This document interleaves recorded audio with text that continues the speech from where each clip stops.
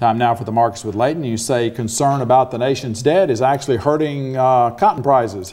That's right, and we'll explain that in just a moment. Also ahead this week, traders say they expect less corn production in this new crop report. We'll find out if they were right or wrong. Exports are still strong for pork, and analysts are concerned that lots of cattle have been pushed ahead. Concerns over the debt and the downgrade in the U.S. credit rating is weighing on cotton futures. Analysts say the lack of confidence in the United States is especially bearish for commodities such as cotton, which is not strictly a necessity such as food is. The Federal Reserve pledge on Tuesday to keep interest rates low is seen as a plus as far as maybe helping cotton consumption. Well, that big August crop report was released early Thursday morning, as you heard earlier. After looking over the numbers, Extension Ag economist John Michael Riley discussed what it had to say about corn and soybeans. John Michael, before Thursday's report, you had the major private brokerage firms, I guess most all of them, Lynn Group, Informa, Allendale, saying a cut in corn production was coming. Were they disappointed, or what did the report say? They were on track. They just didn't expect the cut to be as deep as the new report has said.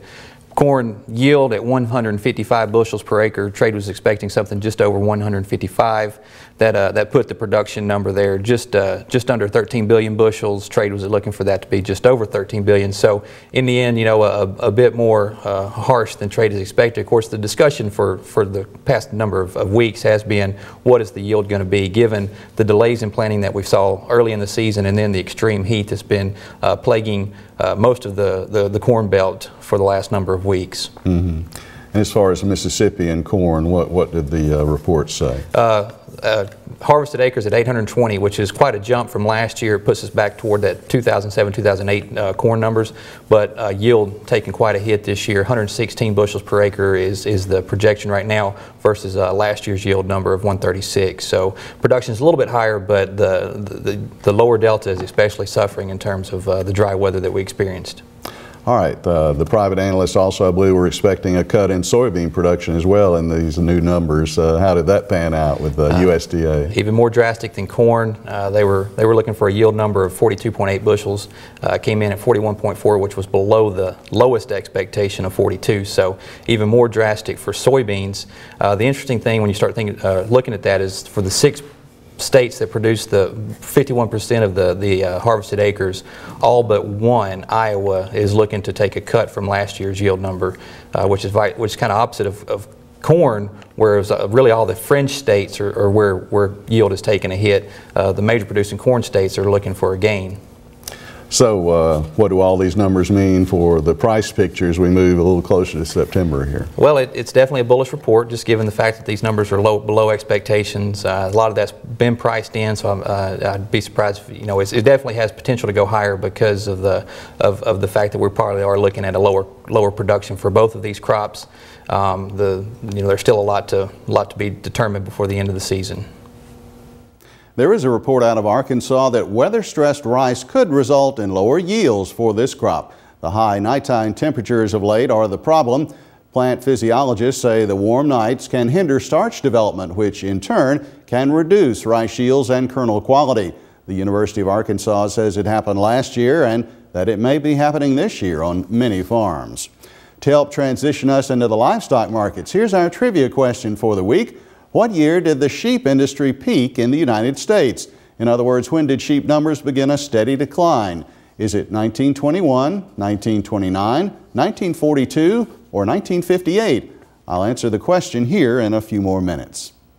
In the pork sector, there is some talk that the so-called hog cycle is revving up again. Pork has been a huge export item for the United States. Analyst Mark Gold was asked on Market to Market whether the strengthening dollar will cool some of that or whether demand will overpower it. The Chinese want the pork. We've seen, 6 out of 7 days new record highs in the pork market. what I'm seeing is this hog cycle coming back into swing. When I went to ag school at the University of Illinois in the 70s, we talked about the hog cycle. Nobody's talked about the hog cycle since we had 22-cent hogs in 1997. But the fact of the matter is, $100 hogs, we're starting to see some of these confinement operations get up and running again. More people are going to come back into it. You've got high price, low production. What's the farmer going to do? They're going to fix that by going into production. And I believe at these kind of prices, you've got to protect that risk. As far as the beef sector, supplies of market-ready cattle continue to tighten, according to traders. In the Southwest, especially Texas, there have been a lot of cow sales due to the drought conditions there. Analyst Mark Gold is worried about the fact that so many cattle are being pushed ahead now. Futures are at strong prices in here.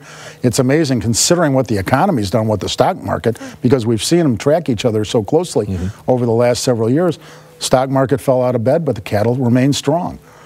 We know the numbers are as low as we've been in 50 some odd years in this cattle industry. We've pushed so many animals ahead in here. I don't know where we're going to draw the cattle from in the next 3 or 4 months. If you look at some of the pricing out there right now, it's going to show us that we're going to be tight on this cattle market at least through December. And, you know, we're going to see, I believe, you've got this feeder cattle market relatively flat across the board within a $3 range. I can't believe we won't see some higher feeder cattle prices down the road. Well, it may be hard to believe all our time for the markets is about gone, but let's answer our trivia quiz before we move to our feature story this week. Well, C, 1942 is the correct choice. The USDA says that sheep numbers have shown a steady decline in this country since peaking in that year.